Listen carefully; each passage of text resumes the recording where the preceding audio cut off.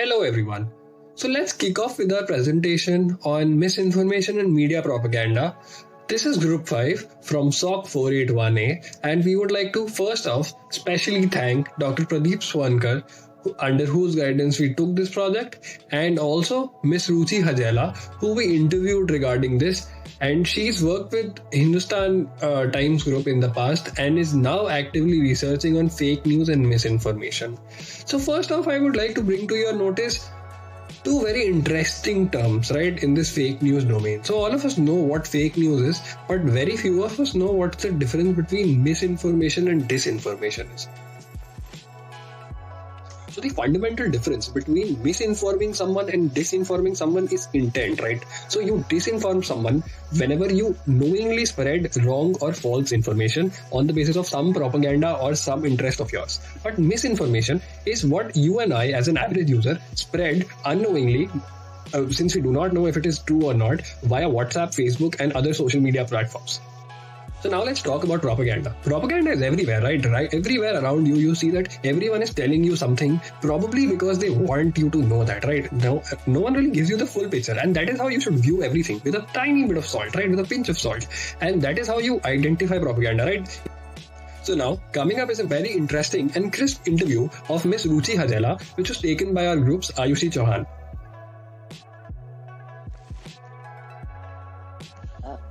I think one thing we have to know is that propaganda has existed since forever. Yeah. It has existed in many forms, but I think we are talking more about it now because everyone has a smartphone and access to social media.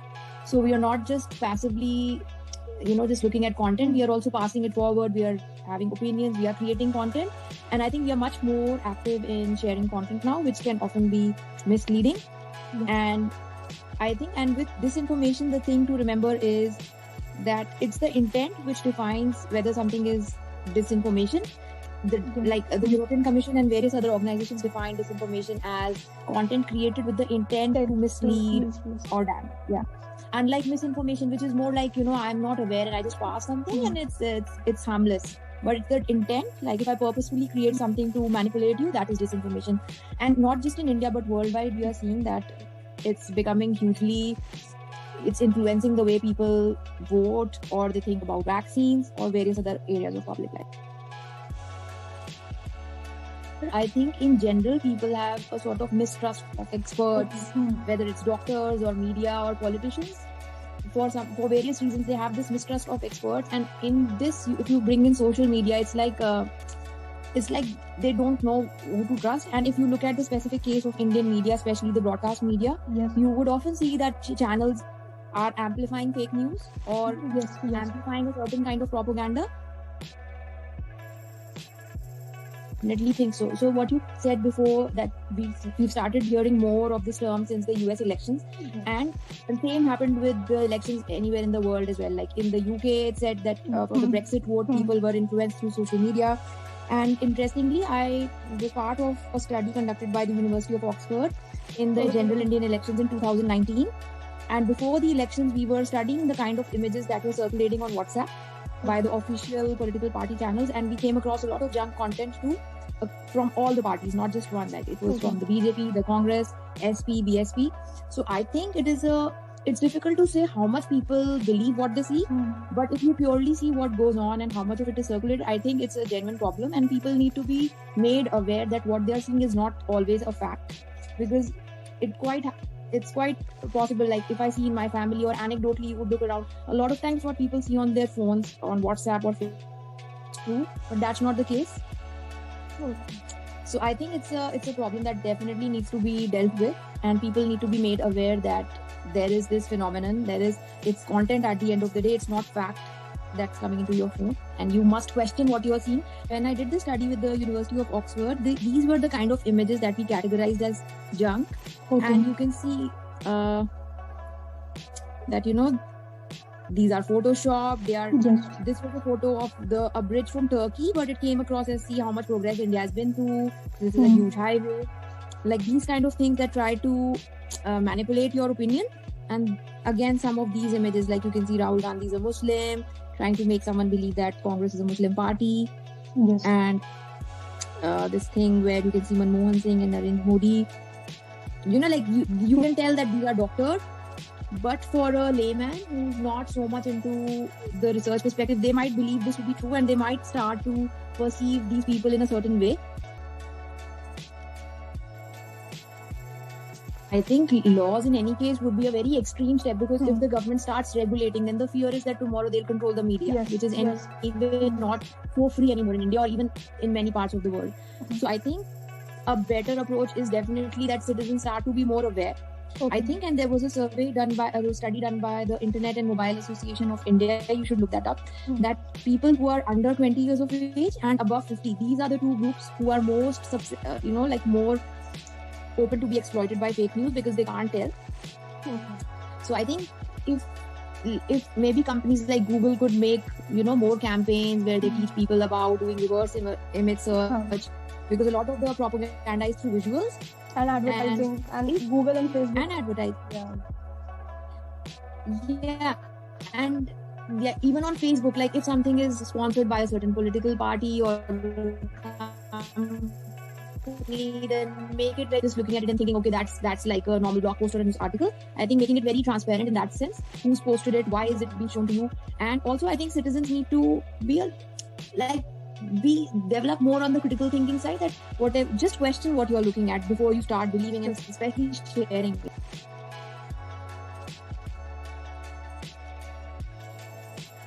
So first, let's answer the most basic question which drives our entire project, right? Is this really a social problem? So we went out and floated a survey to a lot of people, and we asked two questions. Have you ever been fooled by fake news thinking it's real news? A whopping 83% of the respondents answered yes, that they've been fooled by fake news. And then we asked the second question, that do they believe that traditional media outlets like print media and TV media and radio media also spread fake news? To which 78% of respondents also answered yes. Now, we see that since a large number of people are impacted by this problem of disinformation and propaganda, this really is a social problem, right? And it's really very interesting to see how our social construction of reality has changed from 2016 US elections, right? So in the US, it's very evident that fake news has become a household name. Why? Because fake news was so prevalent in 2016 elections, and before that, people really didn't know about that because it didn't really create an impact. But in the US elections, it did, and after that, the social construction of reality really did change. So here we've listed the objective conditions and the subjective concerns for this particular misinformation and disinformation, right? So the objective conditions basically state the laws which are against misinformation and disinformation, but subjective concerns and social costs is where it gets really interesting, right? So the subjective concerns are like the media may be biased and may be representing the certain interests of the elite group. Let's say a media house is owned by a certain individual and therefore they are propagating their propaganda, and some media houses may be politically biased, and some web results on Google may be tailored and may be basically functioning as a confirmative bias result. Basically, when you go through Facebook, you see more and more posts which you've been liking in the past. So now the social costs include things like the US democratic elections were hampered due to this spread of fake news, right? And a lot of users are basically defrauded into thinking things which are not factually correct, which simply because of persuasion due to media outlets, right? And the most important social cost, which we believe as a group, is that there is a reduced demand for high precision, low bias reporting, right? So you don't really prioritize and respect responsible journalism anymore because you like what you see and you like watching fake news because that is what you. Hi everyone, so I'll just start with throwing light upon the propaganda model. So in today's times, democracy is staged with the help of media that work as propaganda machines. Media operate through 5 filters, the first one being the ownership. Actually, the media from the humongous corporations, and what is the end game? Profit. So it is in their interest to push for whatever guarantees their profit, and in today's times, the critical journalism has taken second place to the real needs and interests of the corporations. The second filter exposes the real role of advertising. So actually, it is the advertisers who cater to the expenses and costs of the media. So, but what are the advertisers paying for? Actually, it is for the audiences. So it is not like the media is selling your product, but it is also the media is selling advertisers a product, and that product is you. How does establishment manage the media? That's where the third filter comes into play. So journalism cannot be a check on the power because the very system encourages complicity. So government, corporations and the and the big institutions know how to play the media game. So they feed media scoops, official accounts, and interviews with the experts. They make themselves crucial to the process of journalism. Now, when the media, whistleblowers, journalists, and the sources stay away from the consensus, they get flagged, which means criticism. So this is the force filter. So when the story is inconvenient for the powers, you'll see the flag machine in action, discrediting the sources, trashing the stories, and diverting the conversation. Also, to manufacture the consent, you need a common enemy, a target. So that common enemy is the fifth filter. Which can be communism, terrorism, or let's say immigrants. A common enemy is a bogeyman to fear, which helps to gather public opinion. So these are the 5 filters, one big media theory. So consent is being manufactured all around you all the time.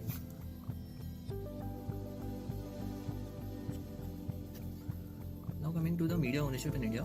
So mass media firms are really big corporations and could be even the part of the larger conglomerates. Saying in Indian context, these media firms are small in number, but the extent to which they control the dynamics of the entire media landscape is really huge. And they tell us what those in power need them to show us, right? So for example, the AIR broadcaster, which is state controlled, so it has the monopoly over the radio news in India. And also through the survey we conducted, it was noted that 82.3% of the people don't know anything about the actual owners of the news. However, 85.4% acknowledge that it is important to know the data about those owners, right? So it is interesting to note how there is such kind of unawareness, or rather saying that how smartly such information is deliberately being kept veiled from the Indian masses.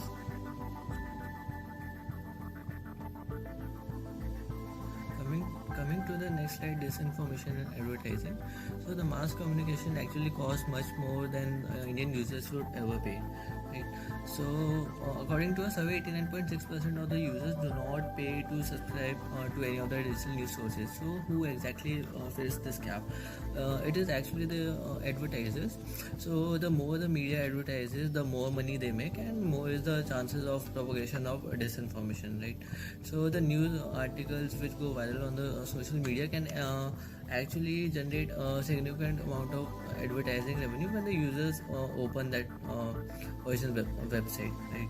So for example, there is an American writer, Paul Horner, who created pro-Trump stories for the profit, although he was opposed to the Trump's ideologies.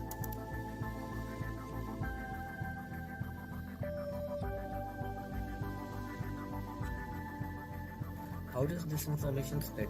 So what happens is confirmation bias and social influence actually results in the emergence of new user communities which share similar beliefs about specific topics and are known as echo chambers. So in these echo chambers, unsubstantiated claims and true information which align with such beliefs can propagate virally. So your partition bias makes a news feed vulnerable to fake news over social media, and the fake news mimics the style and form of any legitimate news piece, and it looks real on the social media. And the design of social media is so that it can easily help any piece of fake news enter your network and go viral. Social media and disinformation. On social media, the fixed cost of entering the market and producing the content are vanishingly small, which increases the relative profitability of the fake news producers. So these fake news producers don't have the owners for establishing a long-term reputation for quality.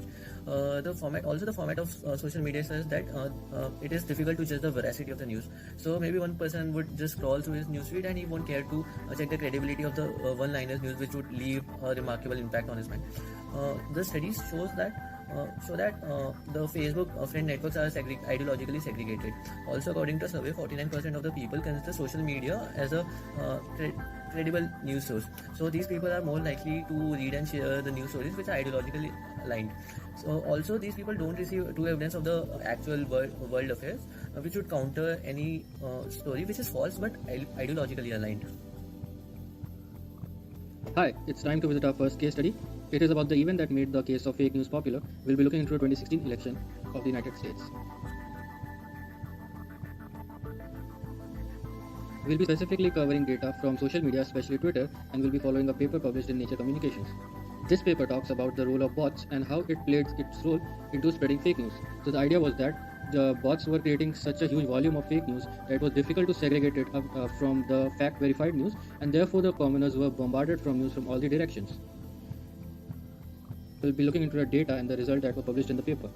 For that, we'll be segregating the news into two main branches. One would be the real information and the other would be the misinformation. The misinformation would contain the extreme bias as well as the fake news, whereas the real information would be further segregated into center, left-leaning, left, right, and right-leaning. So the graph on the right says about the number of users that tweeted in their respective categories and the number of tweets that were tweeted. So the first thing that we see is that the fake news and the extreme bias is amongst the lowest number of users but has the highest number of tweets. And after that we see that Twitter is basically filled of left and central tweets followed by right-leaning tweets in the last. So in the top middle we see a color matrix that tells us about the correlation between the different categories of news that was spread on Twitter, and here yellow denotes they were highly correlated and the darker shade of blue denotes they were not correlated at all. So the first info that this gives us is that the pro-Trump supporting tweets were correlated to all the categories ranging from pro-Clinton to left to center and to right and finally to fake news, whereas the pro-Clinton tweets were confined just to the left, center and to pro-Trump. And this is further understood by the plot in the left, which tells us about who influences whom. So it is not surprising that both pro-Trump tweets and pro-Clinton tweets influences each other. But what is surprising is that the fake news is actually influenced by pro-Trump tweets, while the extreme biased left news is influenced by pro-Hillary tweets. Now, what we see in the middle bottom is a chart which tells us about how many of these accounts of the top 100 news spreaders were verified, unverified, or are deleted in the current status. So what we find is there are a few that are verified and they still spread fake news, and we'll be seeing about them in the next slide. So in the next slide, we have the huge network that is created of the top 100 of each category. And what is not surprising is that in the top 5 of the fake news, we have the Donald Trump's Twitter handle featuring, and in the extreme bias, it tops the charts. But what is further surprising is that other than Fox News, almost all the major media channels are left or left-leaning. In the end, let us try and understand how the public was actually influenced by these tweets. So in this slide, in the left, we have a pie chart that tells us about the most important sources that people considered before they went to vote. So herein we have websites and social media taking up about 30%, and in the middle we have the sources through which fake news spread, and herein social media and direct browsing make up about 70%. So in the last slide to the right, there's a result of a survey wherein it is shown that about 15% of people recall seeing a fake tweet after it was rebutted, and 10% of the total population actually believed these tweets. And therefore a huge campaign was spread to make people aware about the effects of the fake news. And therefore in the last slide of the US election, we see the Google trend about the number of articles of fake news and both media propaganda. Herein, for the fake news after the presidential election in October 2016, we see a huge spike that continues till date about fake news, while media propaganda is still not much discussed over the internet. So this tells us that the public has started becoming aware to the fake news compared to what it was before the US elections.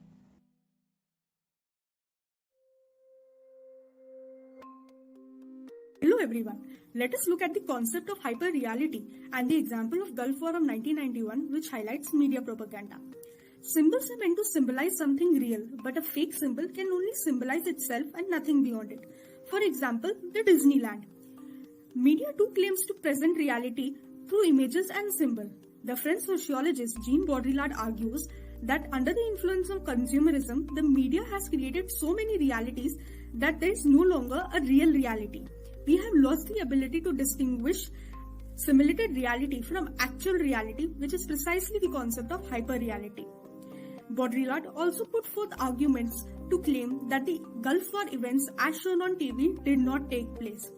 He suggested that the media had set an agenda on the narrative of war, using recycled war images to propagate the notion that the US-led coalition and the Iraqi government were actually fighting, which however was not the actual reality.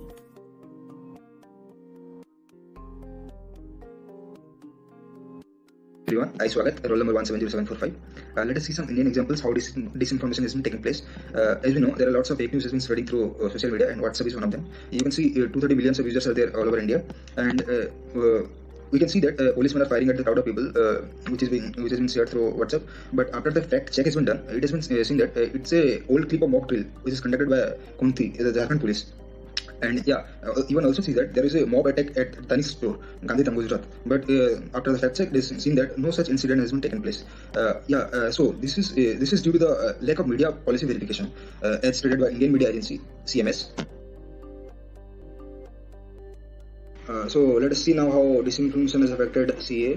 So security and intelligence agencies in India have identified that 5,000 Pakistan-based social media are actively spreading false propaganda and fake news. So due to which 15,000 mediators from different social media platforms are trying to cut the spread of fake news and communal news on their platforms.